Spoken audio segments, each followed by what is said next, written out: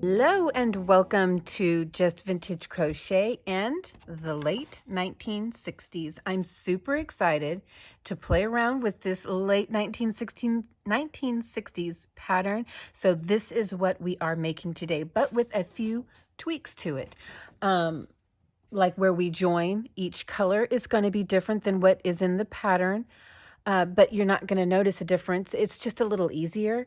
And I'd also like, as you saw in the little preview there, I want to make some sleeves. I want to make it a Cardi-Shawl. So I don't know if that is a term. I don't know if Cardi-Shawls are a thing. I know that like batwing cardigans are a thing and cocoon cardigans are a thing and pocket shawls are a thing, but is there such a thing as a Cardi-Shawl? I don't know. You guys let me know. But I essentially want to make a Cardi-Shawl, which you already just saw a preview of. So let's get into the materials and get right into the pattern. Okay, so let's get into the materials that we are going to need. If you want to follow exactly my color story, I used only one ball of, this is all going to be Red Heart Super Saver brushed, with the exception of only one color is not the brushed texture. So I used one ball of Dusty Pink, one of the Mink, one of the Soft Mink, actually, yeah, just one. I used one of the Shale, and as far as this one goes, I used an entire ball of clay and then literally just the littlest bit of a second ball. I wish you could see this in real life. It is not, it is like a coral. It's really pretty. It's not this kind of like musty yellow color.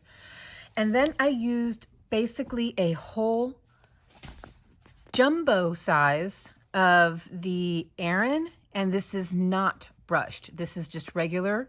This is regular Super Saver yarn, not brushed, but I used basically an entire ball of this. So that all is what you will need. And if you are not in the US and can't get your hands on this brand, these are 253 yards a piece, or 141 grams. And as far as the jumbo goes, 396 grams, 744 yards.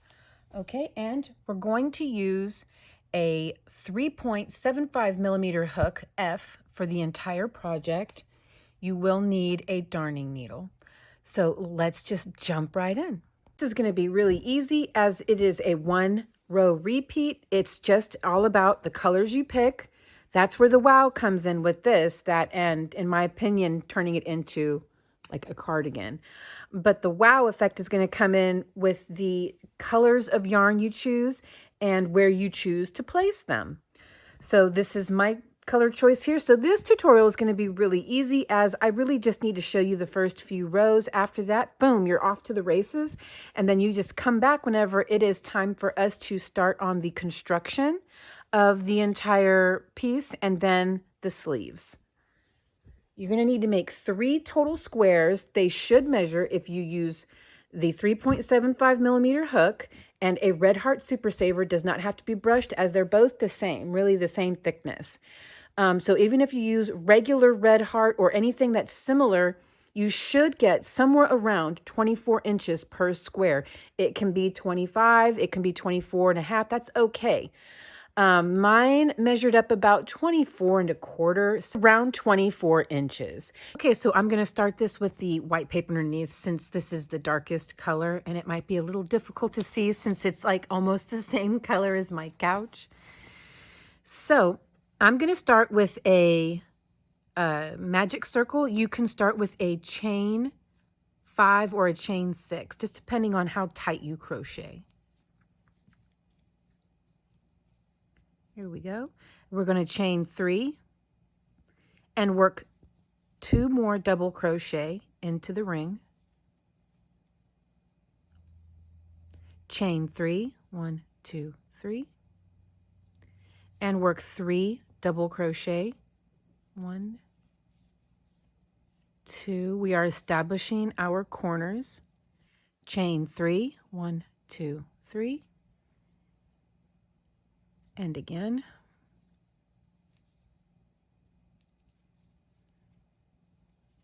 1, 3 double crochet, 2, 3, chain 3, and one more time, 3 double crochet, 1, 2, and 3.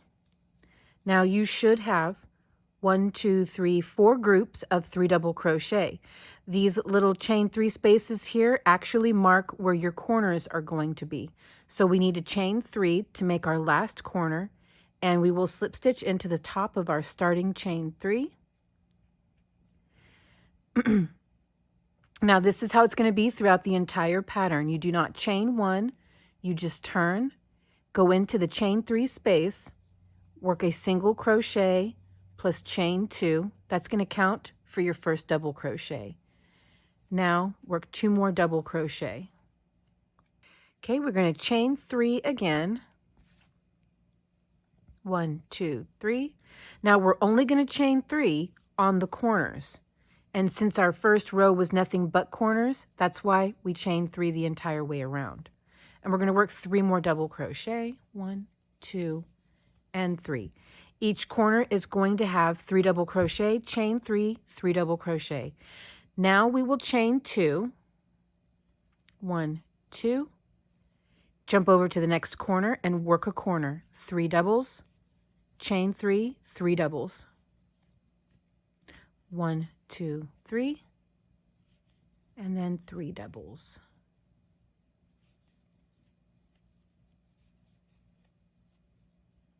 Chain 2 this time, and repeat. Work a corner. 1, 2, 3, chain 3, and then 1, 2, and 3.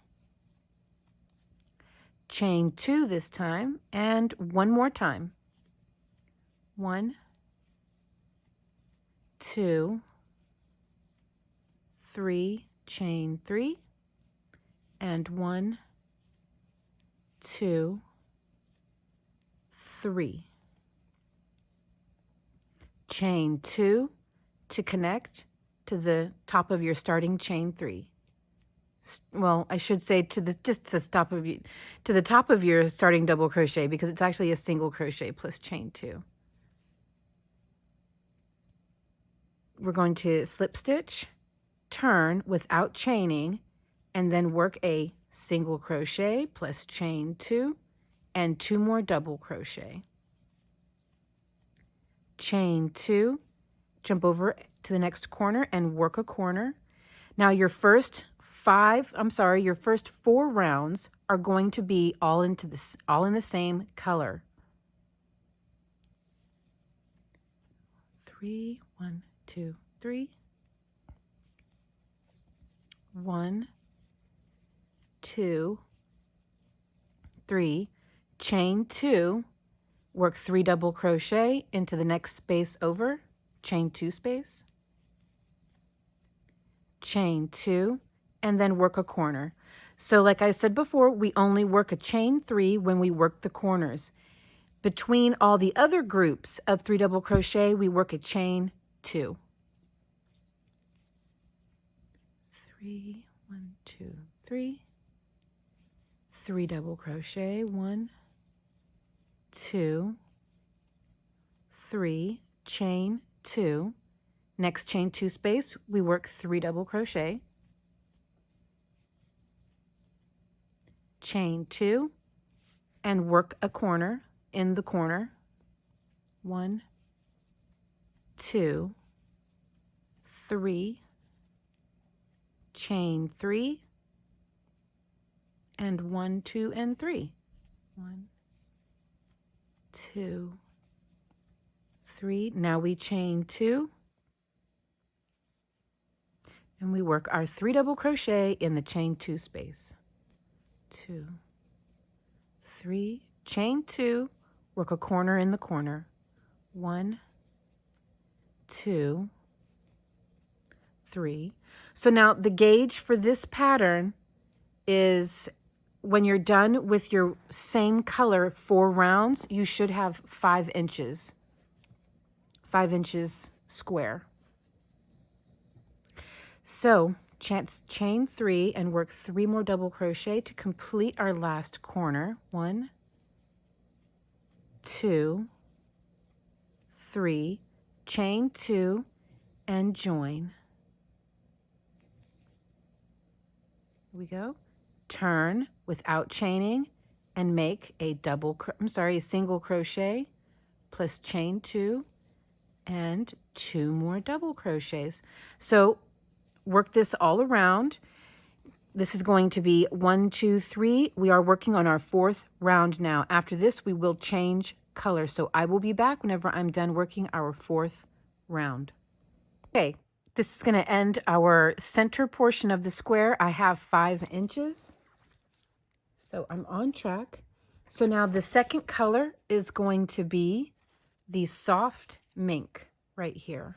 We're going to chain 2, 1, 2. We're going to start our slip stitch with the old color, but hang back on your old color, grab your new color, and complete your slip stitch with your new color. Just like that. And again, without chaining, just turn, jump into the chain 2 space, and work your single crochet plus chain 2 and just keep on going.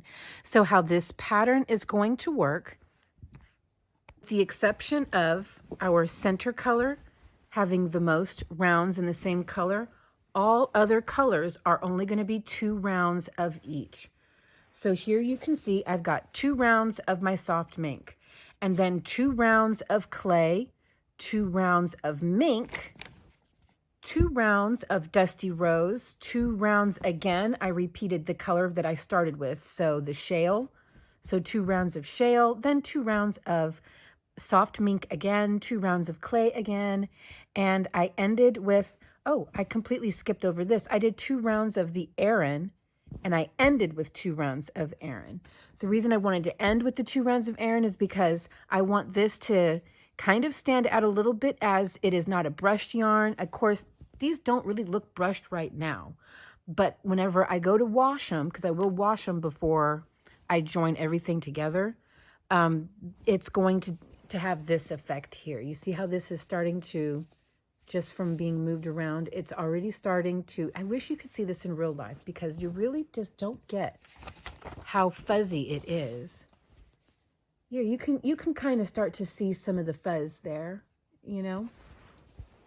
But I wanted my joins to not have any fuzz, and I wanted a random row in here to not have any fuzz. So as this continues to wear and get fuzzier and fuzzier, there's going to be a little bit of a texture difference and definition there. And I thought that would be really fun. Okay, so you're looking for 24 inches total, and we need 10 different lines. I'm not speaking right. What I mean by line is 2 rows of one color makes a line. You're looking for 10 of them total. This counting is 1. This is actually 1, 2, 3, 4, 5, 6, 7, 8, 9, 10, 11, 12, 13, 14, 15, 16, 17, 18, 19, 20, 21, and 22. 22 rows total, but we are looking for 1, the big one in the middle counts as 1, 2, 3, 4, 5, 6, 7, 8, 9, and 10. So 10 total color changes with 2 rows the same color all the way through. So continue to work that, change your colors, figure out what your color palette is, and you're going to want to make 3 total squares that we're going to stitch all together.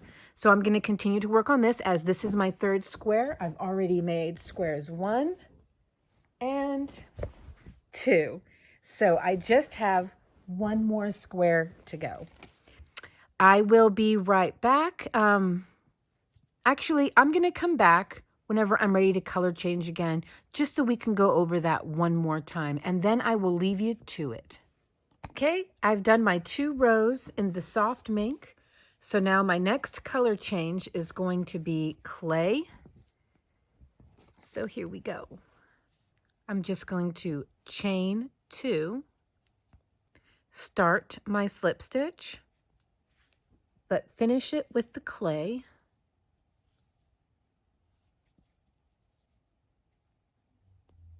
There we go. And then without chaining, turn and get that out of the way. Work my single crochet plus chain 2. And then 2 more doubles. Chain 2 and carry on. So I will do 2 rows of clay and on and on and on. My color story there. So just continue to do this, make 3 squares total, and then come on back and we will assemble. Okay, so now we are ready to assemble our squares. I already assembled these 2 together because I wanted to work out the right stitch to use. So what you want to do is lay your center square in a diamond shape. Go ahead and attach along this side, and we're going to attach the other one along this side here. So just a moment. Okay, that is how it is meant to be assembled. Now I assembled mine, hello Merlin, right side up. I stitched mine right side up, and whenever I go back to the couch, I'll show you why. It's the tiniest thing that probably doesn't even matter, but it was my reasons. So let's go ahead and do this, and we're going to stitch them now. Let's go back to the couch, and I'll show you the stitch. I'm going to use my large darning needle and probably about 2.5 feet, which is probably too much, but that's, you know, it is what it is. So you want to make sure that the wrong side is facing down. You can tell the wrong side from the right side by your weave-ins. So my weave-ins are going to be on the wrong side. So I want those facing down. And to join, make sure that the right side is facing up. So the reason I wanted to join with the right side facing up, here is my join. I really like the way it looks. Here's the other side. It looks phenomenal, doesn't it? But with just a little bit of tension, it opens up, and I don't like the way that looks. So that's why I went with this being on the outside, and I feel like it just looks better maybe, but it's entirely up to you. It's entirely up to you. Okay. So we're going to join these 2 sides together in holy matrimony. Let's see here. I don't want there to be I don't want it to look too busy, so it's hard for you to see. All right. So right here, our first corner here, I am working all along this way here. Okay, so we are at our first corner here, and that middle stitch, I'm going to go ahead and grab the 2 top loops of that stitch. Now we're going to grab the next 2 top loops over. That's the other chain stitch of the corner. Okay, and we are going back and forth. We're not going to do any kind of whip stitching. We're just going to go back and forth for a really clean seam. We're going to work front loop on the side closest to you, and then back loop on the side furthest away from you. And that's it, all the way across. You don't want to tug on it too much so that it doesn't scrunch up. So now we work back loop on this side and pick up the front loop on this side. There we go. Front loop on this side, back loop on that side. Let me get a little closer for you. Now I'm in my chain stitches, but I can still do back loop and front loop. So back loop and then front loop. My next chain stitch over, I will just do that again. Front loop, back loop. Because those are the chain stitches I just worked into. Now we're going to do back loop, front loop. Next stitch over, front loop, back loop, all the way across. Come back when you're done and we will work on our touch-up work. Just wanted to check in with you and show you how it's working out. I really like it, so I hope you do too. Okay, so the best way I can describe how to make the sleeves is put it on, okay, and you will note this is the neck part where it has like a V. That's the back of the neck part. So here you have one whole panel, and you can see it already kind of looks like a sleeve. Here you have one whole panel, one whole side panel. This hangs off the side of your hip, okay? So what you want to do is fold this, touching the wrong sides together from edge to joined seam. This is the join of the back part, the part that's shaped like a diamond, okay? Basically, what we are doing is this front panel, you see this is the center panel here that we shape like a diamond. This front panel right here that goes over our arm, you're going to take the front end of that panel and fold it over to this join right here. And that is where we're going to place our sleeve.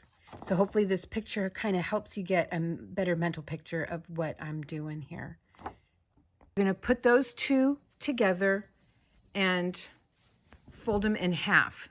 Put those two edges together like that. Basically, you're folding your 24-inch square in half. And you're going to count. You've got one little hole here on the end that's just sort of folded, right? Then you've got 1, 2, 3, 4, 5 holes down. And the first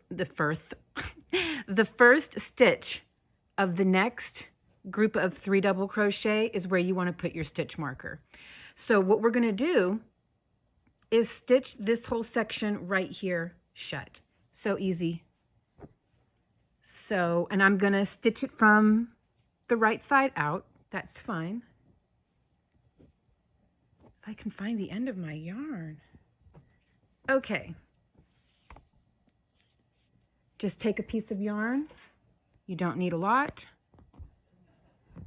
Move all this out. And we're just going to stitch that all together right here. And you know what? I'm just going to go ahead and do the same stitch. So front loop, back loop, then back loop, front loop. Easiest sleeves in the world. Easiest. I haven't seen anybody do this, but if it can be done in crochet, it has been done. So likely this is something that someone somewhere has already done. But I haven't seen it done like this, to just simply create a sleeve just by stitching these few stitches together. I haven't seen anybody else do it, but please not correct me, but let me know if you have, because that would be very, very cool. And I'm just going to go back and forth a few times like that. Once more, back the other way. And I'll do the same to the other side, and then just weave all of this in the inside back here. And so that is one of our sleeves. And if you don't want the sleeve quite this wide open, then just come up here and just count 1, 2, 3, 4 holes over and stitch that group shut. And you can have it just a little bit smaller of a sleeve, you know? So I'm going to do the same on the other side. And then whenever I try it on, the way it looks on will totally make sense to you. But I will keep the camera going here. Now I'm going to follow this up, up, up, up. There is the back of my neck. So I'm going to follow this back down here. And here is from the neck, back of the neck, down the front portion. This is the portion that goes across your chest and abdomen. Now here is the bottom of the piece. And here is the back corner bottom. And I'm just going to fold the back corner bottom to this center square, just like I did before, just like that. And again, I've got 1 hole on the end. So I count 1, 2, 3, 4, and 5. even up. All right, 1, 2, 3, 4, 5. So here is where I'm going to work my stitches, right in there. So I will be right back. I'm going to do that, and then we will work on the rest of our finishing ups. So we're going to work a lot of fringe, but right here at the nape of the neck portion, the back neck portion, we're just going to do some slip stitches from here to here just to reinforce this join. So join with, well, there we go. So go ahead and join with your last color, the matching color. Chain 1. That's going to count as your first slip stitch. Now the next stitch over, work a slip stitch. Try not to make them too tight. That way it doesn't bunch up. Of course, my yarn wants to split. Actually, you know what? I'm going to bump up to a 4mm for this. That hook might just be a little too small for slip stitching. Yeah, there we go. So work one slip stitch all the way across, work a slip stitch into your chain stitches.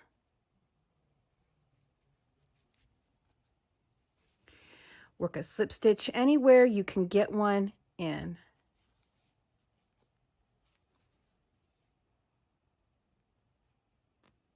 Come down here and work one. Really kind of clean that edge up. And that's really all we're doing is cleaning up this edge here. And then your last 3. So I don't want to build any height. There we go. Now I'll just do one more in this chain right here and there. Then I'll weave that in, and that just kind of helps to strengthen this portion right here and reinforce it. Now let's work on our fringe. So the fringe portion is going to be a lot of fun. We're just going to put fringe everywhere but like the back of the neck. So I do want it to come over my shoulders, so I'm going to count 1, 2, 3, 4. I'm not going to work any fringe through these 4 right here, so I will mark those.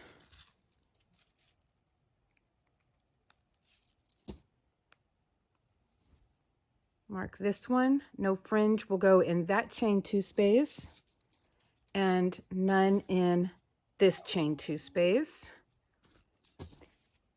Other than that, everything gets fringe all the way down. Everywhere gets fringe, absolutely everywhere, but these stitches right here. That's going to be on the back of the neck. So fringe, I want my fringe to be pretty long. So I'm going to use my Mayflower book, and this measures 6 inches down, and when I go all the way around, it measures 14 inches all the way around. So here's what we're going to do. Using the same color as your border,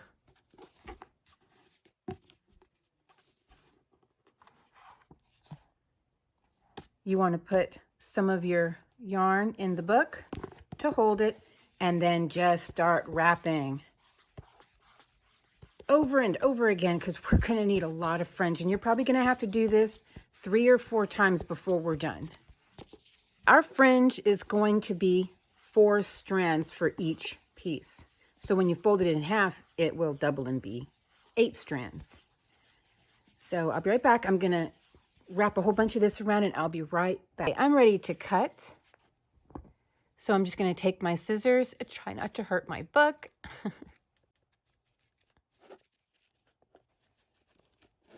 There we go. And of course, there's going to be the long piece inside the book. I lost some. Here we go. Okay. Take 4 strands. And this is about how long the fringe will be. About, because when we knot it, it'll get just even a little shorter. So it's about 6.5 inches. When we knot it, it'll be about 6 inches. And if you want your fringe longer than that, make it longer. So starting right here, not going to work in this space, but the very next space over. And Try to even that up. Grab the fringe and pull it on through. And there we go. And it is uneven as can be. Man, do a better job making it even than I did. But okay. 4 strands, and you can do 5 strands, 6 strands, whatever you want to do. This is just the way I'm doing it.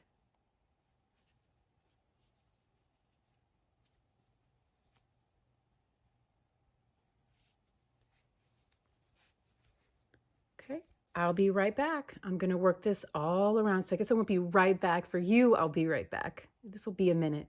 So I have reached the portion of my sleeve. So I'm going to ignore the sleeve and just work my fringe under it. Okay, so I'm going to work, you can see the sleeve here.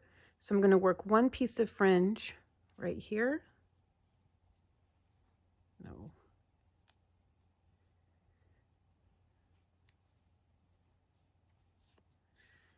And then work my next piece of fringe right here.